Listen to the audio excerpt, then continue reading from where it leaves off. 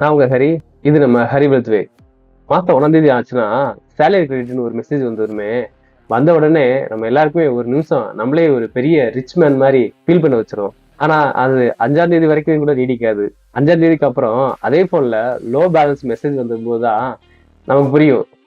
சம்பளம் வந்த உடனே நாம எடுக்கிற சில அவசரமான இம்பல்ஸ் டெசிஷன்னாலதான் மாசம் ஃபுல்லா நம்மள கஷ்டப்படுத்துது அப்படின்றது உங்களுக்கு தெரியல.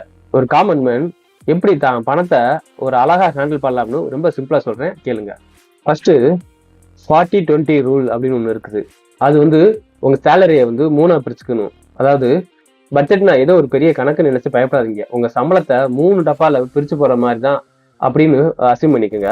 அது 3 என்னன்னா, ஃபர்ஸ்ட் நீட்ஸ், வாண்ட்ஸ், இன்வெஸ்டிங். அத நீட்ஸ் ஒரு 40%, வாண்ட்ஸ் ஒரு 20%, இன்வெஸ்டிங் ஒரு 40% பிரிச்சுக்கணும்.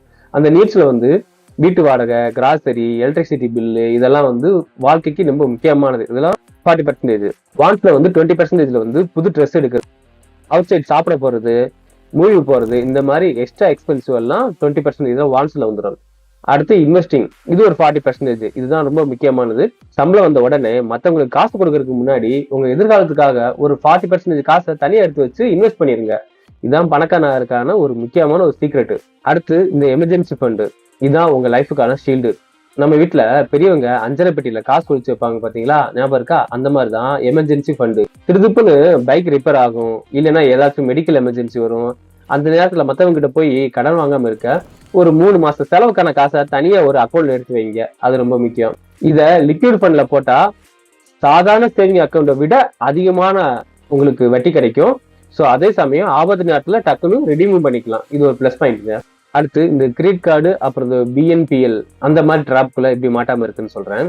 இப்பெல்லாம் பை நவ் பே லெட்டர், அதாவது பிஎன்பிஎல் அப்படின்னு நிறைய ஆப்ஸ் இருக்குங்க. இப்போ பொருளை வாங்கு, காசு அப்புறம் கொடு அப்படின்னு ஆசை காட்டுவாங்க. இது ஒரு பெரிய டிராப்பு. உங்க கையில காசு இருந்தா மட்டும் பொருளை வாங்க. கிரெடிட் கார்டு யூஸ் பண்ணியிருந்தா அந்த பில்லை உடனே கட்டுங்க, இல்லைன்னா அவங்க போடுற வட்டி உங்க சம்பளத்தையே காலி பண்ணிடும். ஸோ டெபிட் ஃப்ரீ லைஃபா தான் நிம்மதியா வாழ முடியும். அடுத்து அசெட் வாஸ் லயபிலிட்டி எதுன்னு நீங்க தெரிஞ்சுக்கணும். அதாவது சொத்து எது, செலவு எதுன்றது நீங்க நல்லா புரிஞ்சுக்கணும். நல்லா கவனிங்க. எது உங்க பாக்கெட்டுக்கு காசை கொண்டு வருதோ அதுதான் அசெட், அதான் அந்த சொத்து. எது உங்க பாக்கெட்ல இருந்து காசை வெளியே எடுக்குதோ அதான் லயபிலிட்டி, அதான் வீண் செலவு.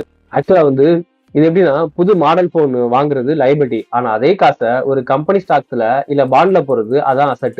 ஆக்சுவலா 2026ல REITஸ்னு ஒரு முறை இருக்குங்க.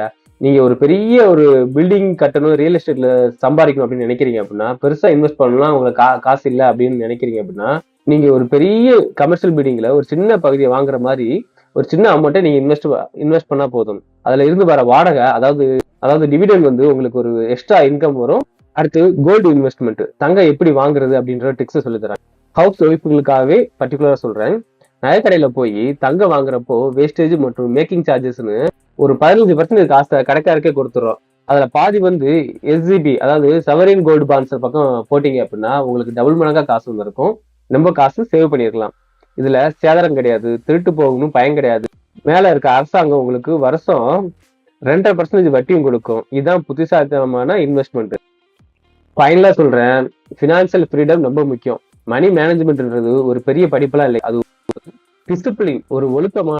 இந்த டிப்ஸ் உங்களுக்கு யூஸ்ஃபுல்லா இருந்தா உங்க ஃப்ரெண்ட்ஸுக்கு ஷேர் பண்ணுங்க. மறக்காம சப்ஸ்கிரைப் பண்ணுங்க. உங்க பணத்தை ஹரி வெல்த் வே சேனல் மூலமா கத்துக்கிட்டு எப்படி சேவ் பண்ணலாம், எப்படி இன்வெஸ்ட் பண்ணலாம், இல்ல எப்படி பில்லியனர் ஆகலாம் அப்படின்றத கத்துக்குங்க.